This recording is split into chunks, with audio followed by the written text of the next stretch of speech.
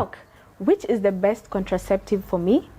This is one of the most common questions I get from women. Hola, welcome to Case Stories by Dr. Josie, that's me, where you get to hear and learn stories from the hospital. What is a contraceptive? So contraceptive or contraception is the act of preventing pregnancy. It could be a medication, it could be a device, it could be a behavior, it could be an act. So what is an ideal contraceptive?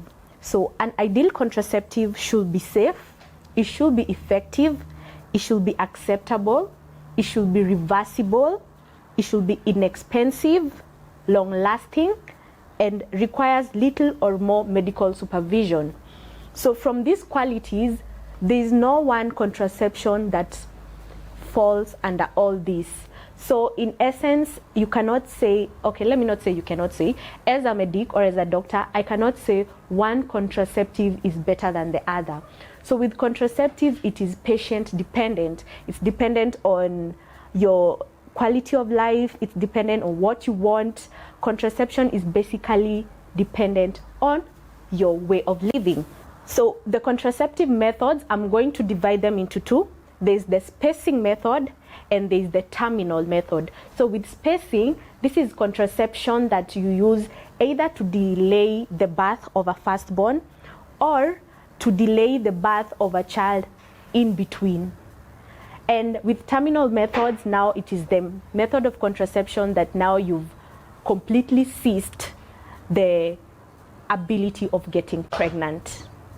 So under spacing methods, there is natural methods, barrier methods, and device methods and hormonal contraception.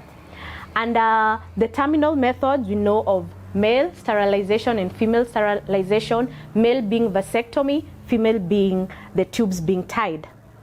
So I'll start explaining the spacing methods. We have the natural methods. Natural methods are basically coitus interrupters.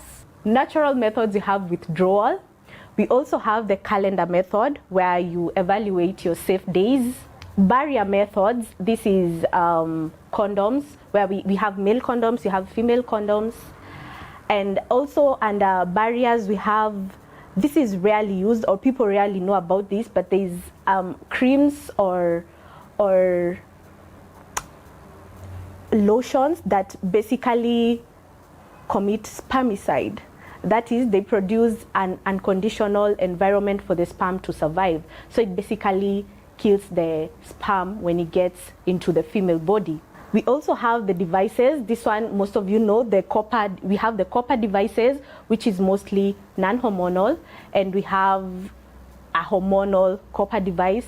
And now hormonal contraceptions, we have the oral pill, we have the implant, the injection, and the transdermal patch. Yes. So I'm going to basically break down the methods, the advantages, the disadvantages, because I've told you there is no one ideal contraceptive. So with natural methods, the effectiveness is low as compared to other hormonal methods or the device. And also you must have a regular cycle for you to be able to establish your safe days.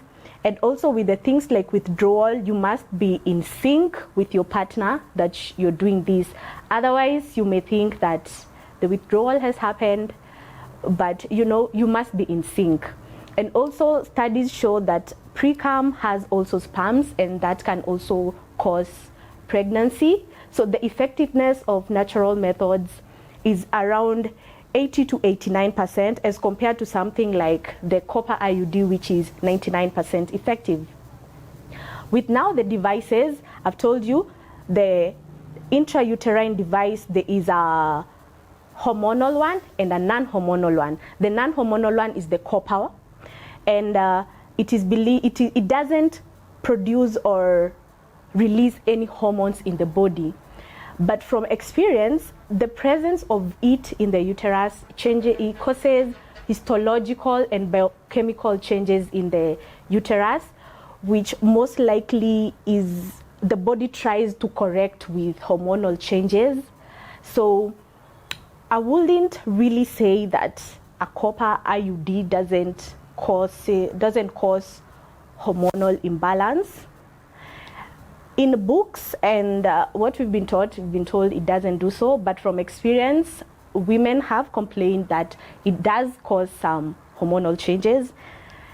And like things like it also causes increased bleeding, also may cause uterine perforation, and also it may cause failure. You've had stories of children, babies be born with the device in the hand, like, "Mommy, what are you trying? Here, take your thing." And the thing, now with hormonal contraceptives, these are contraceptives that introduce hormones in the body that now alter the ability to get pregnant. I'll start with the oral pill that you take daily for a period of 21 days, and then you have a placebo one that you take during the bleeding days. We also have the implant that is implanted into your body. Usually there's the 3-year one and the 5-year. It releases small doses of hormone progesterone over time that counters the ability to get pregnant. We also have the injection. There's a 1-month injection and the 3-month injection. With injections, it has a high dose of hormones as compared to, let's say with the implant, the 3-year one has 68 milligrams of the hormone. With like the 3-month one, it has 150 milligrams of the hormone. So you can see in the injection, you have 150 milligrams that is distributed along 3 months. And in the implant, 68 milligrams distributed along 3 years. So I hope you're getting me. That is why there's been some studies that show the injection causes maybe delay in getting pregnant after cessation of use. And also it's not advisable really to women of young reproductive age. The contraceptives is a bit controversial, but as I've told you, it is patient dependent. The next I'm going to talk about is the emergency pill, known as the P2. So with emergency pill, as it states, it is used for emergency. And the most common question I get is how many times should you use it in an year? So it's recommended to be used 3 times in an year. That is because you rarely get so many emergencies in an year to use it. Don't use oops alimwaga ndani as an emergency because the sex was planned. The emergencies here are like the condom breaking or rape or the likes. Now, multiple usage of P2 doesn't change its effectiveness, but P2 is not effective in preventing pregnancy as compared to other hormonal methods. Also, it is more expensive and less convenient as compared to the other hormonal methods. It is not designed to be a long-time thing. As I've told you, multiple uses doesn't change its effectiveness. However, with P2, it prevents to around 89%. So it's like you're gambling with the chances. The more times you use it, the more chances you're gambling. In 2019, a review suggested that people who use P2 regularly have a high chance of getting pregnant within 12 months. So why would you gamble with such a chance when you have more safe and assuring methods? We also have the transdermal patch. This is a patch that you put every week for 3 weeks on your skin, and on the 4th week you don't put it, and it allows for bleeding. This one also releases small doses of hormones basically into your bloodstream. So now let's go to the terminal methods. So terminal methods in males is what we call vasectomy. So with vasectomy, it's basically cutting the ducts of the male reproductive organ. And with vasectomy, you've had some times that it fails. It's when the tubes reconnect. The body heals itself and the tubes reconnect. So with vasectomy, during the first years, it is not as effective as it progresses. So with vasectomy, the more it progresses, the more there's quality assurance that it will work. In female is what we call bilateral tubal ligation. So you basically tie the fallopian tubes. And this is also a terminal one, meaning that once the tubes are tied, there's no more ability of the sperm being able to meet with the ovum for fertilization.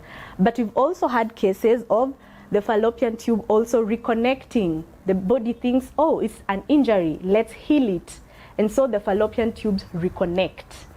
Also in women, there's a method now of removing the whole uterus, known as hysterectomy. This basically, you've taken out the house of the child, meaning a child cannot be housed there.